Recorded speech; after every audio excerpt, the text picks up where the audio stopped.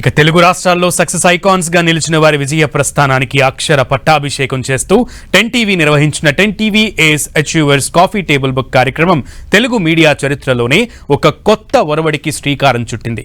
విద్య, వైద్యం, వ్యాపారం ఇలా వివిధ రంగాల్లో కష్టపడి ఉన్నత శిఖరాలను అధిరోహించిన 51 మంది 10 టీవీ ఏస్ అచీవర్స్ కాఫీ టేబుల్ బుక్ లో చోటు దక్కించుకోవడం విశేషం. ఈ కార్యక్రమంలో చీఫ్ గెస్ట్ గా తెలంగాణ మంత్రి శ్రీధర్ బాబు, బీజేపీ ఎంపీ రఘునందన్ పాల్గొన్నారు. ఇక ఈ సందర్భంగా వారు ఆసక్తికర వ్యాఖ్యలు చేశారు. సిద్ధాంతాలు, దారులు వేరైన పర్యావరణ పరిరక్షణ విషయంలో తమ మధ్య అభిప్రాయ భేదాలు లేవని చాటుకున్నారు.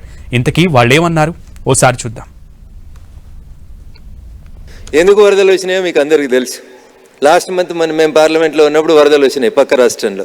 మనకు కాదు కదా, మనకు సంబంధం లేదు కదా అనుకుంటాం. వయనాడులో వరదలు వచ్చి అంత కొట్టుకుపోతూ ఉన్నాయి. ఎందుకు కొట్టుకుపోయినాయంటే ఎకలాజికల్ ఇంబ్యాలెన్స్, ఎన్విరాన్మెంట్ గురించి మనం పట్టించుకుంటలేం.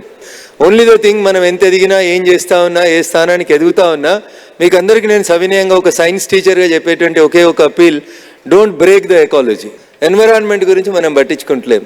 నేను బాగున్నానా, నా కుటుంబం బాగుందా, మా ఇల్లు బాగుందా, పక్కన ఏమైనా నాకు సంబంధం లేదనేటువంటి రీతి లోపల మనిషి ప్రవర్తించి ఎకలాజికల్ ఇంబ్యాలెన్స్ని తీసుకొస్తా ఉన్నాడు. దానివల్ల చెరువులు పోతున్నాయి, కుంటలు పోతున్నాయి, ప్రకృతి పర్యావరణం అంతా దెబ్బతింటా ఉంది. దీనివల్లనే ఈరోజు ఒకప్పుడు భాగ్యనగరంగా విరాజిల్లినటువంటి హైదరాబాద్ 2020 నవంబర్ లోపల ఎట్లాంటి వరదలను చూసినాం. ఆడిగిపోతే ఈగిపోతే ఓ కంపెనీ వాసన, ఆడిగిపోతే ఓ కంపెనీ వాసన, ఇంకో కంపెనీ వాసన.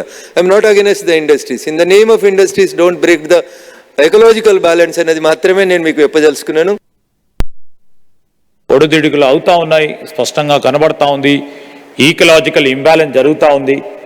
ఆ బ్యాలెన్స్ను తిరిగి ఏ విధంగా తీసుకురావాలనే ఒక ప్రయత్న భాగంలోనే ఈరోజు మీ అందరూ కూడా చూస్తూ ఉన్నారు. ముఖ్యమంత్రి రేవంత్ రెడ్డి గారు చేపట్టిన, మా ప్రభుత్వం చేపట్టిన హైడ్రా సంస్థ నుంచి, ఆ వ్యవస్థ నుంచి ఇప్పుడే మనం చూస్తూ ఉన్నాం. వరదలు వస్తూ ఉన్నాయి, అటు ఏదో ఖమ్మంలో వస్తూ ఉన్నాయి, లేకుంటే కోదాడలో వస్తూ ఉన్నాయి, మహబూబాబాద్లో పెద్ద ఎత్తున వచ్చినాయి.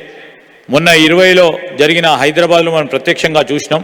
మళ్ళా తిరిగి ఆ విధంగా జరగకూడదనే ఒక ప్రధానమైన ఉద్దేశంతోనే ఈ హైడ్రా వ్యవస్థకు సంబంధించి ఒక ప్రణాళికబద్ధమైన కార్యక్రమం చేస్తూ ఉన్నాం. అనేక సమస్యలు తెలిసిన ఒక న్యాయవాదిగా